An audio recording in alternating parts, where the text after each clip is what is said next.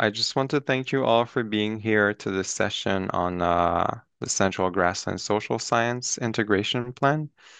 So if you don't know us already, us at the Commission for Environmental Cooperation, we are a trinational organization working with the governments of Canada, Mexico, and the United States on different topics related to our shared environments. We have a project on grasslands conservation looking at the central grasslands of North America. And for the past year, 2 year or so, we've been working with Ashley, Zach, and Ryan and their team at Playa Lake Joint Venture, and they've been working on the human dimensions of grasslands conservation on social science. And today, as we are wrapping up our project and closing our work together, we'll be hearing from them uh, the result of their final integration plan on integrating social science into grassland conservation efforts. So I'll leave it to them. We'll hear a presentation of this work at the beginning, followed by a question period, and then possibly breakout rooms to discuss. We are scheduled for an hour and a half, so we'll see how it goes. The chat is open.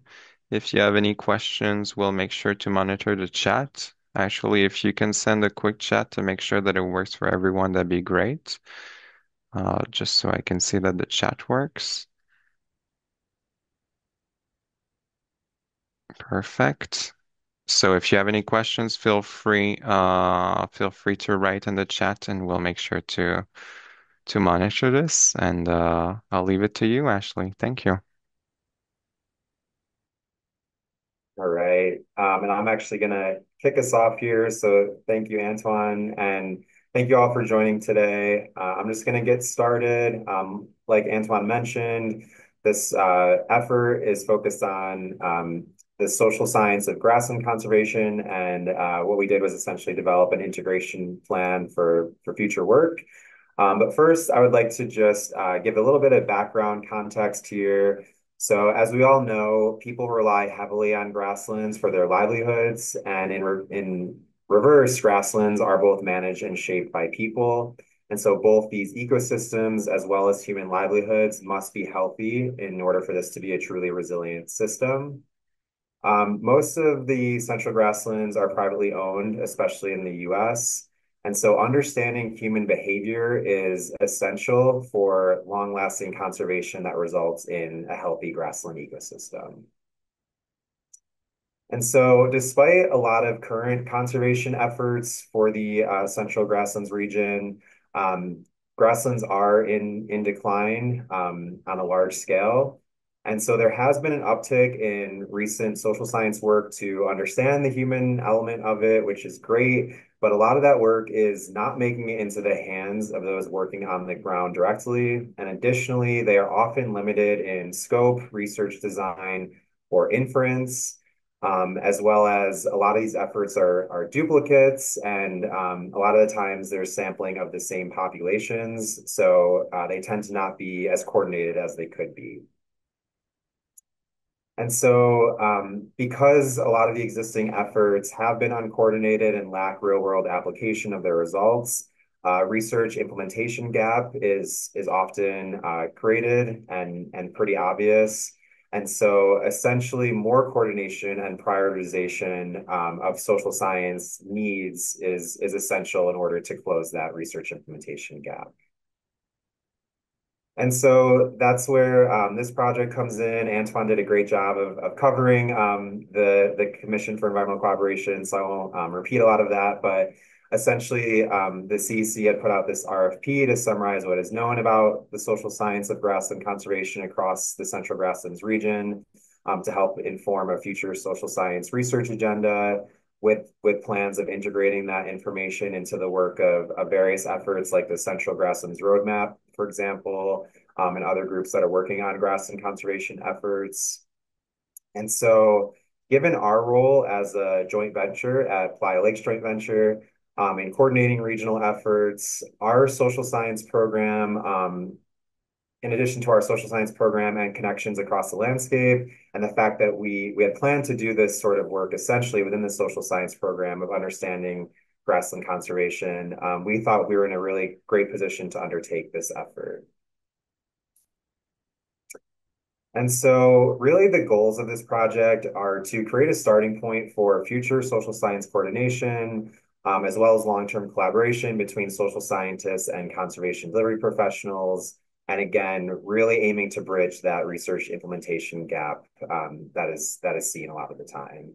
And this is really needed for social science research priorities to be integrated into conservation delivery, as well as future social science needs, making their way back to social scientists with the ultimate goal of stopping the loss of grasslands within the region. All right, so just a quick overview of the agenda here. Over the next 40 minutes or so, we're going to be doing a high-level overview of the three different components of this project, which I'll explain in a second. And then, like Antoine said, we'll have a little bit of time for questions about the report. And then to wrap us up, we're actually going to be having a discussion in breakout rooms where we can hopefully get all of your perspectives on the gap analysis as well as opportunities for social science integration.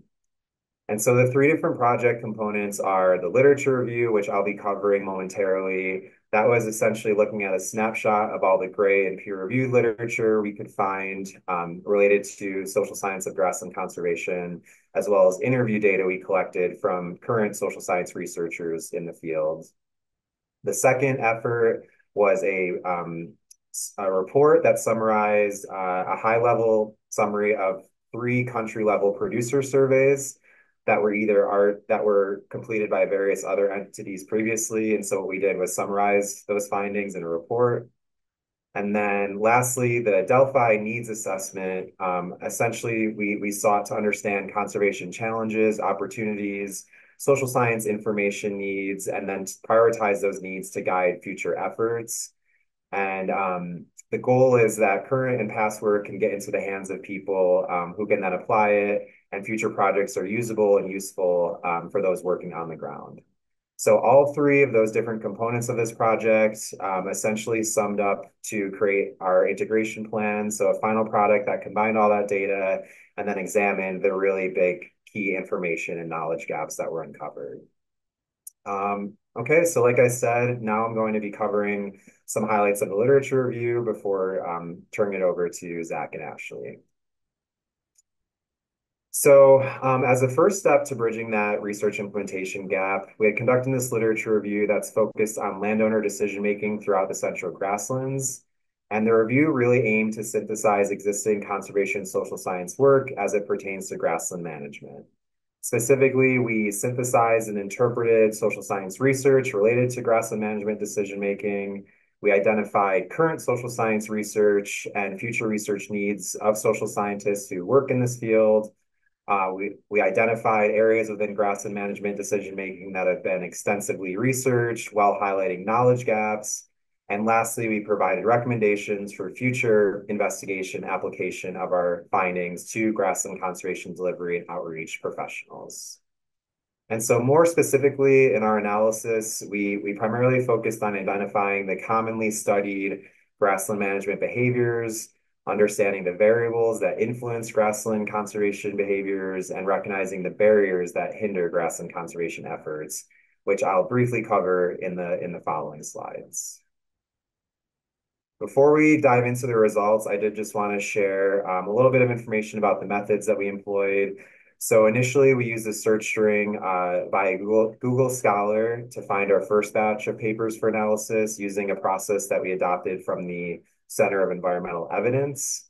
But then to increase the comprehensiveness of our search, we also solicited literature suggestions from other social scientists, as well as other conservation professionals who work in the central grasslands, and we included those papers if they were deemed relevant.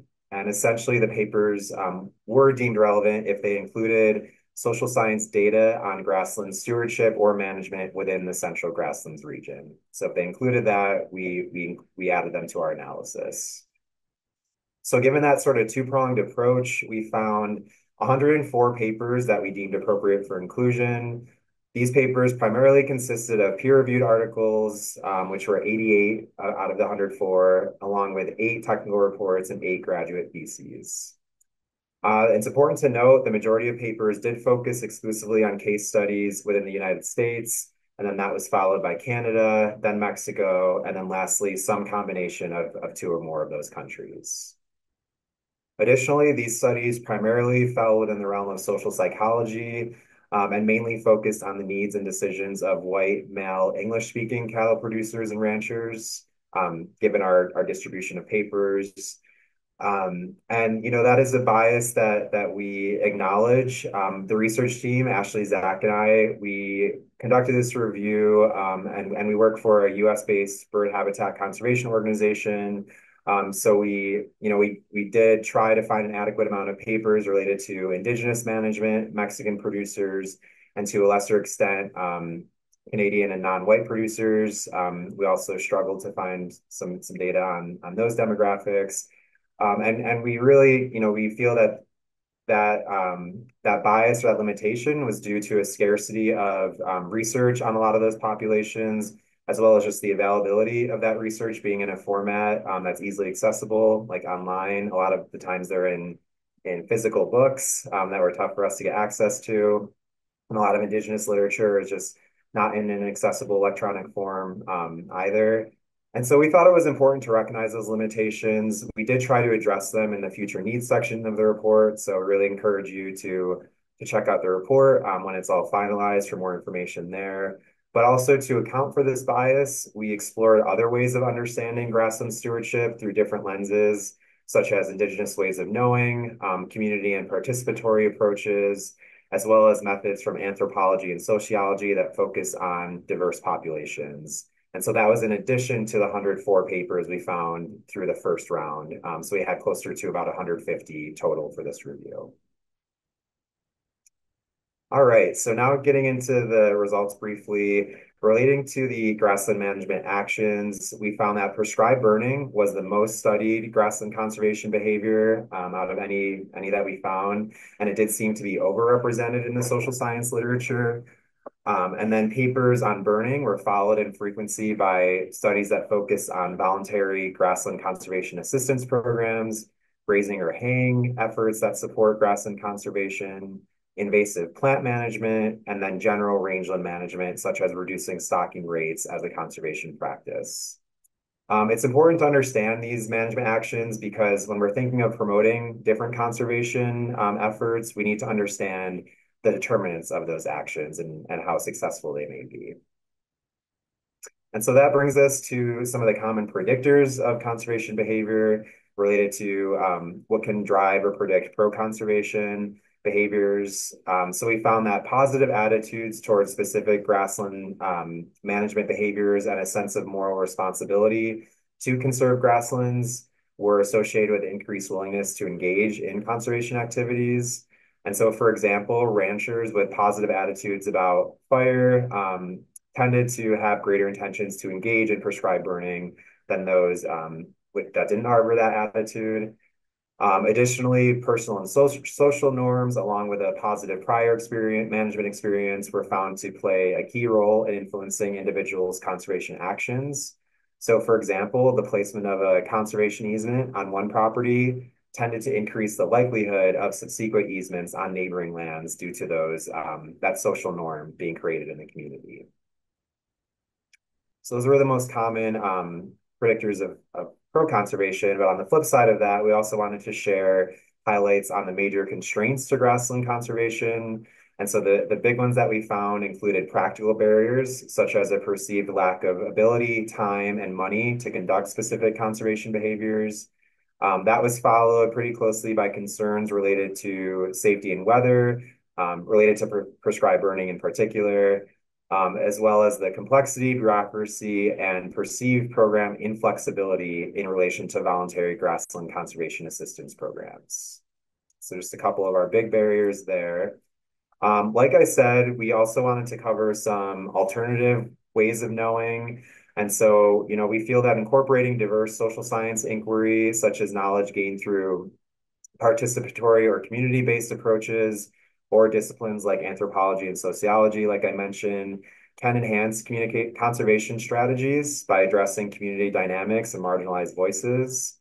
Additionally, Indigenous knowledge systems offer critical insight into sustainable grassland conservation practices, which emphasizes the importance of creating conservation solutions with these specific communities. And we also feel that conservation of the central grasslands will rely heavily on engaging with indigenous communities and human populations beyond cattle producers, which was the primary demographic, like I mentioned, that we found in order to enact lasting conservation solutions. So, given all of that, we included snapshots of some of these different ways of knowing in the report by creating standalone subsections related to indigenous ways of knowing and other social science disciplines outside of social psychology, like I said. But we particularly feel that the use of indigenous and Western science together can particularly yield more comprehensive information about grassland stewardship and elevate the importance of grasslands to the livelihoods of the human communities that live and work across the entire region. Like I mentioned, we also met with grassland social scientists to understand more about current research being conducted within this region. And we found that of those scientists that we had conversations with, the majority of the current projects were related to evaluations of new grassland conservation programs, including payments for ecosystem service mechanisms, identifying barriers and benefits to conducting specific grassland management practices, such as using ranch management plans and how that relates to conservation, determining the perceptions of and factors that predict regenerative grazing, environmental grassland stewardship, and grassland conservation program participation. And lastly, understanding the perceptions of new technologies such as solar energy and how these technologies might affect grassland management and conservation. So again, just a quick snapshot of some of the current work being done out in the on the ground. And I wanted to end the literature review overview by just sharing some of the future needs we found through this process. Um, so these included an understanding of the heterogeneous livelihoods that ranchers hold and how off-ranch income affects grassland management decision making. There was also, like I mentioned, a resounding need to learn more about and elevate the voices of non-white ranchers and grassland stewards. And it's also important to understand the specific social science research needs of grassland conservation delivery practitioners, number one, and then number two, including those practitioners in social science data collection and analysis to ensure that the data is relevant and easily accessible. And so future research should also collaboratively involve the communities and people who are the research subjects to ensure that the strategies that promote grassland conservation do benefit their well-being and livelihoods and promote conservation behaviors that people are actually willing and able to do. All right, so that's all I had on literature reviews. So now I'm going to turn it over to Zach to give some highlights on the tri-national survey synthesis. Yeah, so thank you, Ryan, for that. And I will take it from here. And I'm gonna, again, this is gonna be a high level overview of some of these efforts that we were involved with. And so starting it off, and as Ryan mentioned, there were a series of tri-national surveys that were done. So there was surveys that were done in each respective country by different research teams that looked to understand the perspectives of landowners, ranchers, and producers in the Central Grasslands region. And so part of this project was to compile that research and try to synthesize what we could with that. And so as a first step, we sought to understand really how they went about gathering that information. And generally, across those three surveys, they were consisted of short online surveys. There were a few paper surveys, but by and large, short surveys with snowball sampling. So, using existing networks, they reached out and tried to increase the sample size opportunistically that way. The questions generally were asked in open-ended and Likert type questions, so scale rating scales. And then the programs in general were focused on understanding those respondents' perspectives related to programs, Also potential metrics and measures to track in the central grasslands, and then also their perspectives related to communications and messaging needs. And so what we sought to do was to compile all that information and pull out what we could to help inform this broader research effort or this broader project that we were doing. So next slide. So the results of those surveys, like I mentioned, were conducted by three different research teams, and they were conducted over about a year and a half or so, in May 2021 to October of 22. And they had a decent response rate, with the highest responses in Mexico, and then followed by the US and Canada. However, a challenge that we encountered with these surveys were that they did not collect or ask the same questions across. And so we were unable to ascertain what those respondents exactly look like. So we're uncertain about some of the demographics of those respondents. And also the locations. There was a lack of certainty there, but generally found within the central grasslands. And again, these are landowners, ranchers, and producers that responded to this report. And so consequently, the analytical approach we took is to treat these as thematic analyses and just try to pull out some of the real big points that we could. And I'll talk about those now.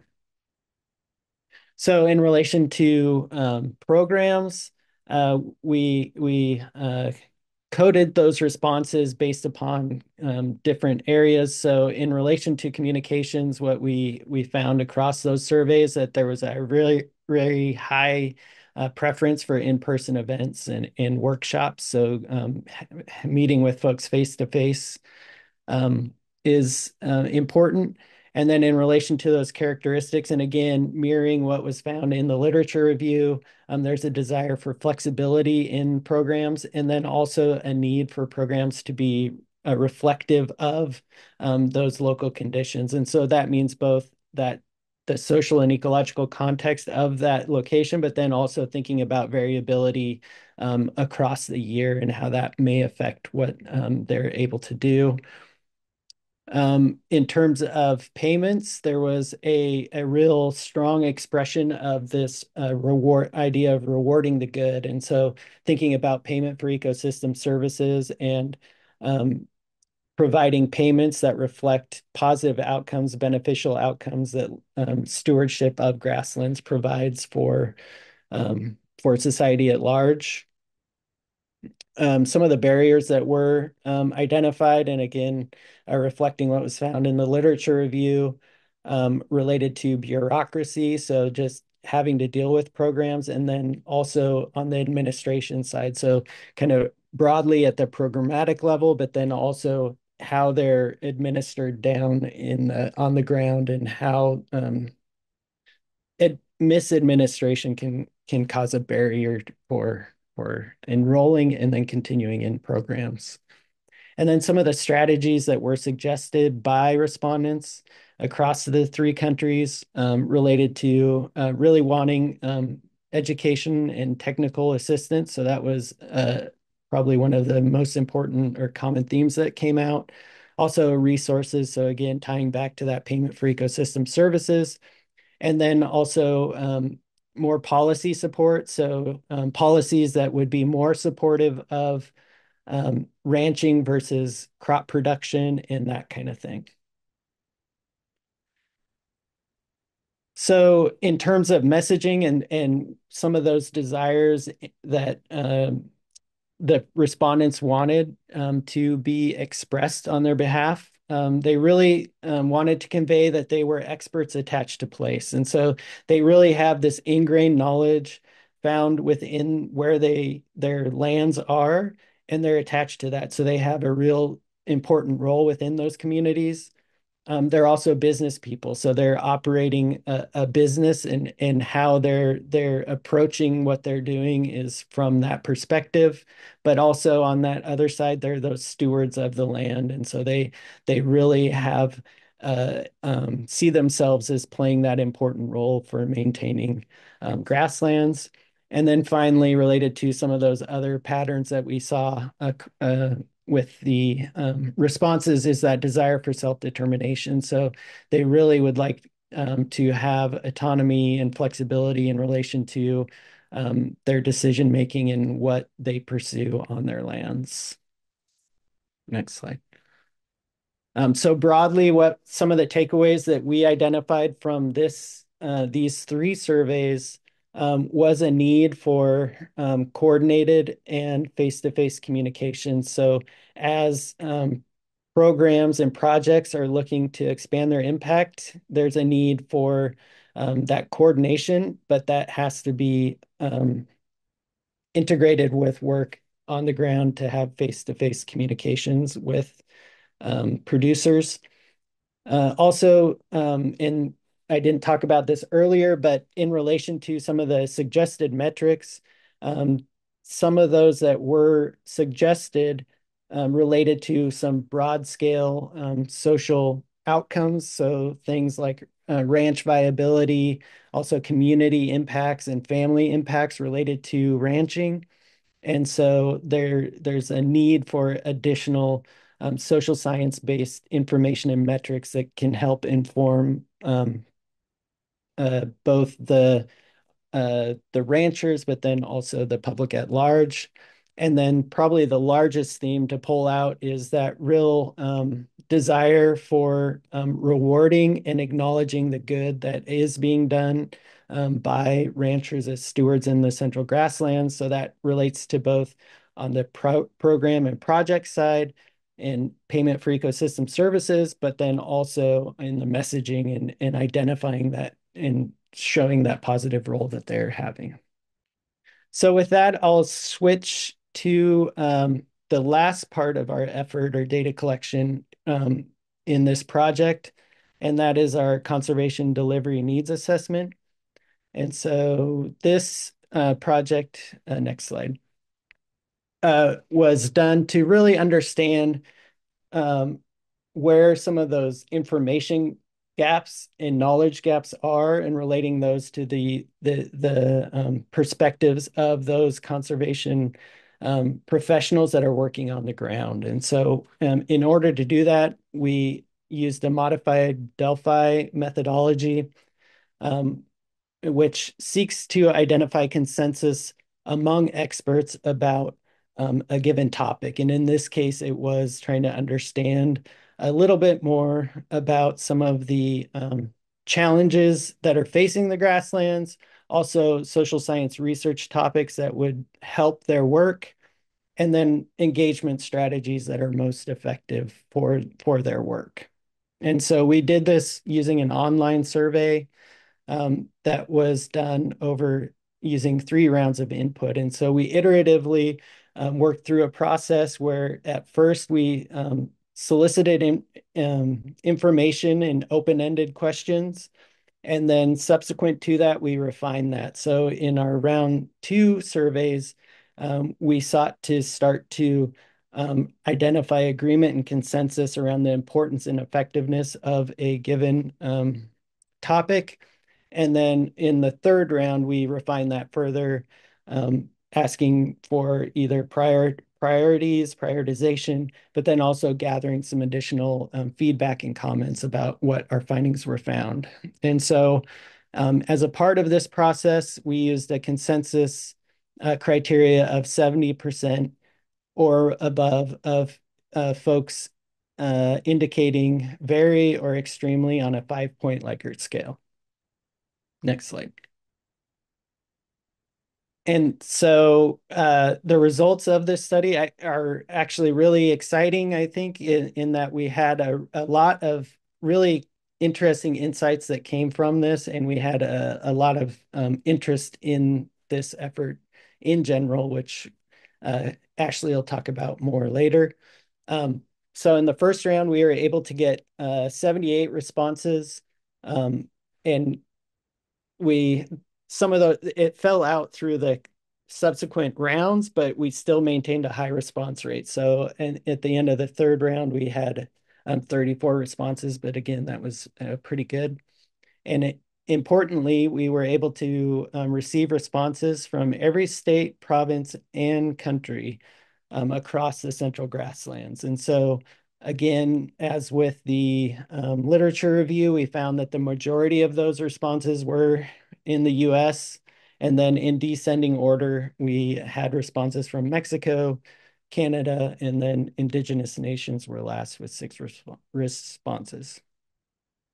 In relation to the area, we asked folks the area where they worked or how large of an area they were responsible for, and most indicated that they were responsible for a portion of a state or province, followed by folks that were working at an entire state level. So again, people working at a fairly local scale.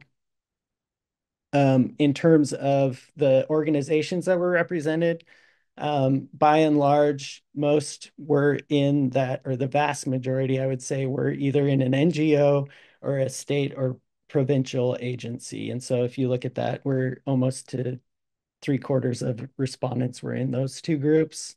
And then in career stage, we also asked just to get a better understanding of what we were looking at there.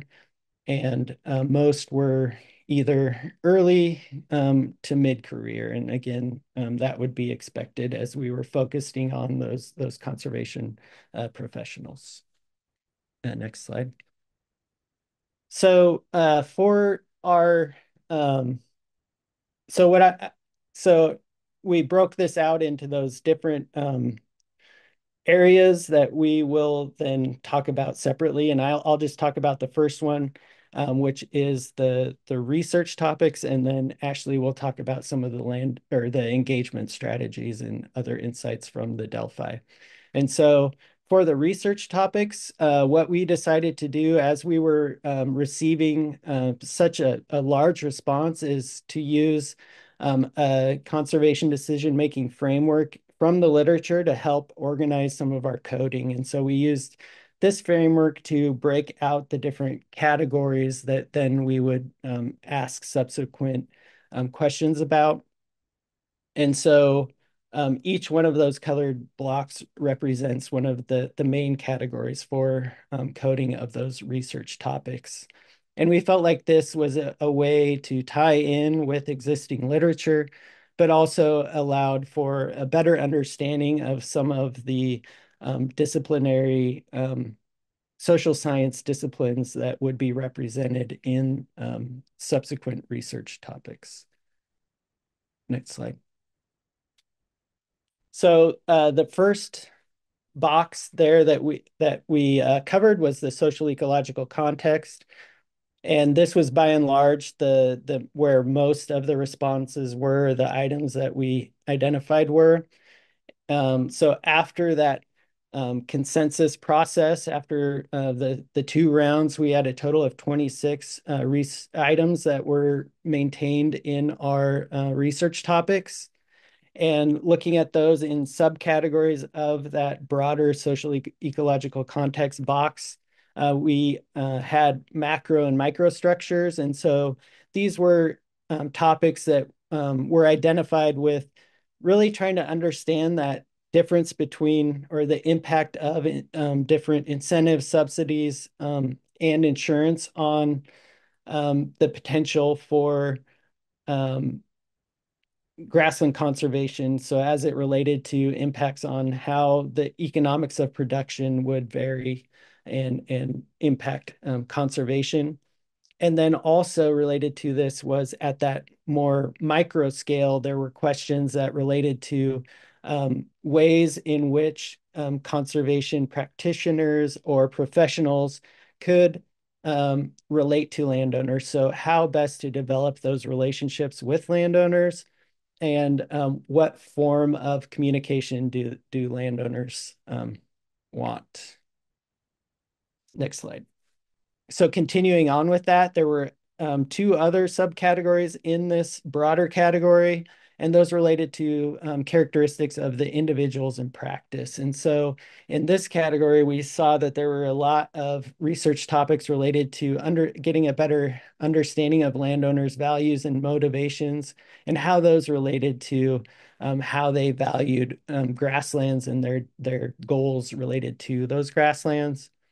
We also found that there were questions just broadly about ways to achieve behavior change and the role that economics played. And that was another common theme that we identified is there's a lot of questions about comparisons between economics and other factors that could be at play in decision making. And then finally, again, interest in understanding more some of the barriers of adopting practices, such as controlling woody plants, prescribed fire, and grazing plans. And again, relating that, or what are the relative economics of those practices? Next slide.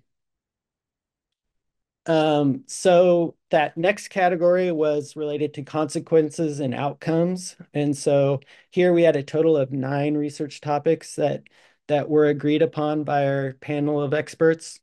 And these related to identifying the costs and benefits of practices. So prescribed fire, grassland conversion, and production on native grasslands, and then also identifying information or quantifying information that would help to translate the outcomes of conservation for the general public, which ultimately the goal was to increase understanding in the way that the general public is valuing grasslands.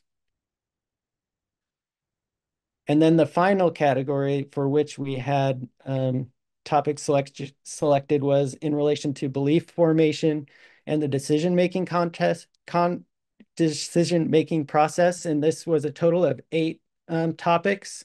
And so we broke these out in related to information and communication needs, and then understanding how landowners arrive at those decisions. And so in that communication needs area, there was again that need or wanting to get a better understanding of how to get the general public to value grasslands and also for landowners to value grasslands. So what information and how to communicate that. And then again, on that, evaluating the effectiveness of those communication materials. In relation to the decision-making process, it was trying to, there were questions that were related to understanding how landowners or producers are weighing different options. And then a few questions that really were important related to, or rated as important related to the persistence of conservation behaviors after programs end. So, and then there was, if you remember back to that diagram, there was one category for which no categories were selected or topics were selected, and that was that aggregated or group behavior.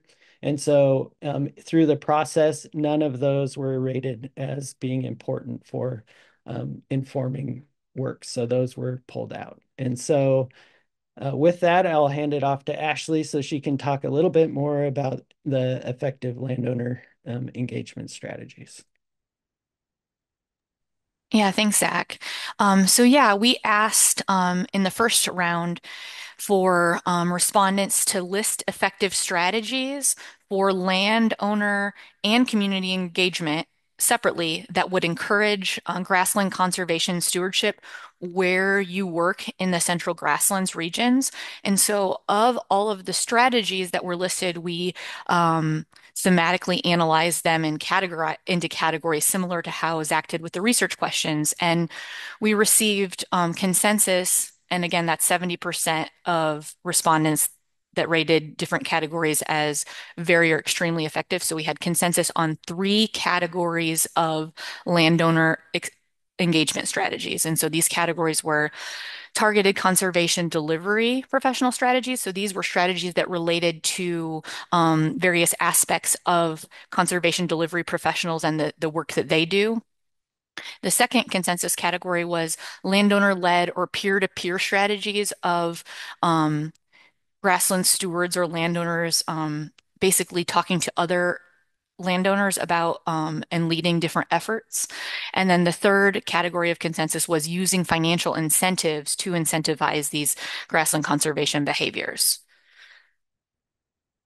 So next, we asked about specific strategies within the consensus categories. And so within the targeted conservation delivery professional strategies category, we had quite a few specific strategies that received consensus on effectiveness, 9 to be exact.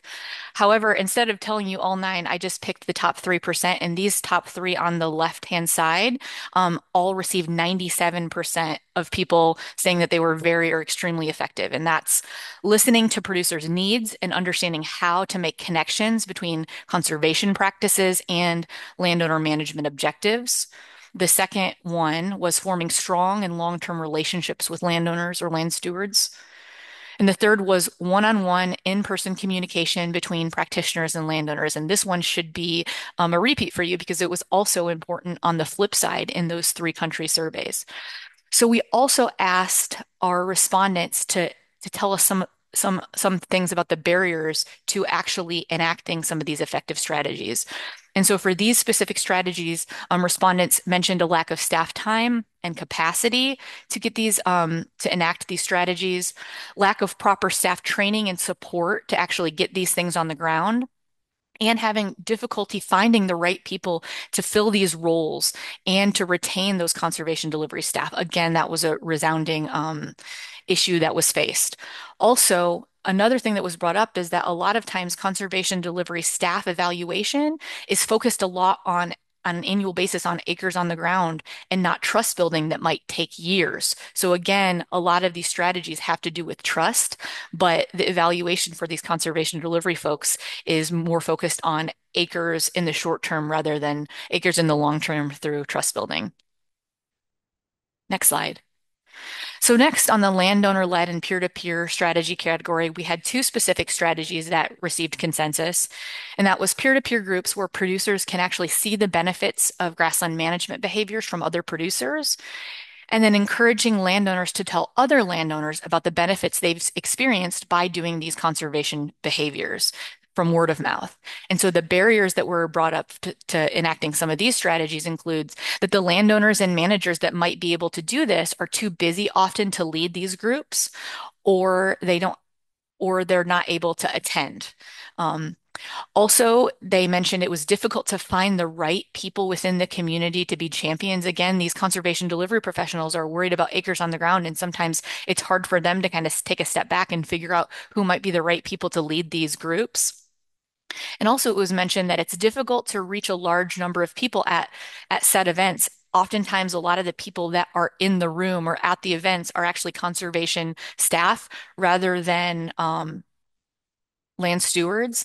Or when there are land stewards, a lot of them are the ones that are already doing the actions, not people that might be open to them. Next slide. And then finally, in the using financial incentives category, we had two consensus strategies with providing landowner cost share opportunities for grazing infrastructure and payment for grassland conservation actions, as well as keeping reimbursement for conservation practices simple. Again, this was something that was also mentioned by the producers themselves in the three country surveys. And so barriers to some of these financial incentive strategies is that a lot of times, incentives are too low for to even allow ranchers to continue to continue ranching and to make ends meet. So even with these incentives, they might not be big enough to allow people to stay in ranching. And then also it was mentioned that incentives often do not lead to persistence after the incentives end or support an environmental ethic, which is really needed to kind of think about grassland conservation on the long term. Next slide. So basically, what we found is that even though financial incentives were important in a consensus category, there was really complex attitudes about these incentives. On the one hand, people thought that they were important, but on the other hand, people said that using incentives sometimes didn't lead to persistence in or change. So I wanted to talk about so we asked people to talk a little bit about this complexity in the third survey, which is kind of cool the cool thing about the Delphi, you can actually ask people to talk a little bit more about what we found in earlier surveys. So Ryan, next slide. First, here are the comments that were brought up on the kind of pro side of financial incentives. So people said that ranchers must be able to financially support themselves, and so these incentives would help get them over the edge to allow them to stay in ranching. And then also, people mentioned that these incentives basically would help people work towards long-term profitability and sustainability. So finances are important for this long-term profitability of ranching rather than payments in the moment. And again, there was this thought about must shifting the mindset to think about ranching and ecosystem services across generations, rather than looking at your land and thinking about how much money it's going to make, thinking about all the ecosystem services it's providing for your family generationally over the generations and also for your community and the biome. And so this financial help would be needed long term, they said, to shift this mindset. Some people said. Next slide.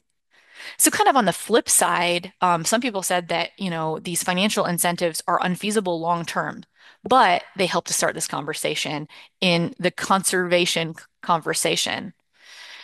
So again, we must shift our mindset to think about across generations. That was also brought up, but it's again difficult to guarantee the long-term funding. And again, money is not the best way to create that lasting ethic. So another thing that was brought up on the flip side was that the incentive structure really needs to be reformed on who receives the money, how much money they receive, etc. Next slide. So we also asked about effective community engagement strategies. However, we received no consensus categories on that. So in the third survey, instead of asking about those specific strategies, we asked about why people thought that there was no consensus on the categories of strategies. And so people basically mentioned that it was hard to find consensus on effective strategies because no one category or strategy will work for every community. And that this work must begin at the individual level to be able to reach the community in general as well. And then other people also mentioned that community engagement is actually very complex and difficult, and that many conservation delivery practitioners are more set up to work at the individual level and on a one-on-one basis and might not have the training to really be like community organizers, which is kind of what is needed in these strategies. Next slide. So with the short amount of time that we have, I want to kind of bring this all together and discuss the social science gaps, priorities, and some opportunities for integration. Next slide. So first, what are the information gaps? So there was a lot of needs requested from the Delphi about information about specific conservation practices.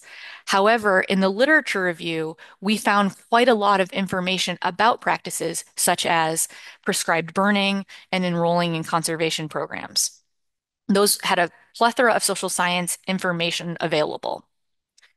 So this represents information gap that this information might not be getting down to the ground, although this knowledge actually exists. So there's some sort of communication gap. They also, in the Delphi, go back, sorry. They also asked for information about specific barriers and predictors of grassland conservation behaviors, both in general and associated with specific practices. And this was also, we also found quite a lot of literature on barriers to and predictors to grassland conservation efforts, again, indicating that we're not doing a great job or there's some sort of gap between the information that exists and the information that needs to be integrated on the ground. Next slide. So next, I want to talk about these knowledge gaps. So these are gaps in knowledge where we don't have the knowledge, but these are information. This is information that has been shown to be needed by both social scientists and grassland conservation delivery professionals. So what we saw is that a lot of research includes one scale of analysis, so either the individual or the community. And we lack research that bridges multiple scales of analysis, yet we're often asked to scale up these individual efforts to the community, the regional, and the biome level. Also, there were some specific management behaviors that were not covered as much in the literature, and that includes things such as chemical and mechanical treatments for non-native plants, mulching, and mixed species herbivory to reduce invasive woody plants. There was also little knowledge about emerging and innovative management approaches, such as the development of industries that incentivize grassland conservation, and unique approaches to land management that can help alleviate some of the economic constraints related to conservation. Again, we also found a lack of information about grassland perceptions of populations outside of ranchers. Yet people in the Delphi really wanted to know how the public and different members outside of the agricultural community thought about grassland conservation issues to help um, create grassland value systems. Next slide. So through all of these three approaches, we also kind of were able to think about some future social science research priorities. And so it seems like we really need to think about more information related to macro structures. So what's happening at the incentive programmatic and policy level, and how those big picture efforts then have implications for grassland conservation. We need to have more communications about how these programs translate into outcomes. And then how do the current incentive and subsidy programs work against or for conservation? Another big research priority that kind of came to light was looking at examining more of the social and ecological context of decision making. And as Zach mentioned, really looking at the relative role of economics in motivating this grassland conservation versus other variables. Again, most of the studies focus on individual types of variables and don't look kind of across these economics versus other variables and what and how the weighting of each varies. Next. So last, I wanted to talk about some opportunities for integration, and then we'll open it up for some discussion. So we found both knowledge and information gaps. And so we really need to kind of bridge these gaps. We really need to create opportunities for interaction and coordination between social science and conservation delivery professionals. So we need to continue to summarize, translate, and communicate about the existing research that professionals on the ground are requesting. And then we also need to support integration of current research into conservation delivery professional training and the work that they're doing on the ground. Next slide. And so on the flip side, we also see a lot of benefit from integrating social science expertise into conservation delivery itself. That can help to improve conservation delivery programs and staff recruitment and retention, and understand what factors lead to that and lead to success of recruitment and retention of staff. We also need to look at improving relationship. This can also help to improve relationships between conservation delivery professionals and grassland stewards on the ground. And we also can use this expertise to help learn about populations who rely on grasslands, but previously have been underserved by conservation. Next slide. So last, I just wanted to say some of the inherent challenges of doing this whole big project. And so, as you know, this was a tri-national effort, and there are different policy and cultural landscapes within each country and within regions and communities. And again, we've heard that things must focus on the individual and community level, yet we're asked to kind of scale up and do have a larger return on investment so we can coordinate our efforts across the biome. Again, we found a lot of difficulty scaling from the individual to the biome scale, so we'll need to kind of resolve that in the future, all of us. And then also there's a really, really big challenge to think about how can professionals protect time and effort, professionals and social scientists protect time and effort to coordinate and collaborate on these efforts. Next slide. So before we go to questions, I just wanted to thank everybody who filled out the Delphi survey and who we had interviews with, one-on-one conversations with various social scientists, biological scientists, grassland conservation delivery practitioners who came to any of the meetings that we had, who came to any of our previous presentations. I wanted to give a huge thank you. This project would not have been possible without all of you, many of whom are on this call. So with that, I wanted to give we don't have a lot of time for overall questions, but some time for some overall questions. And then we're going to transition into breakout groups to talk about some of these things. Thank you.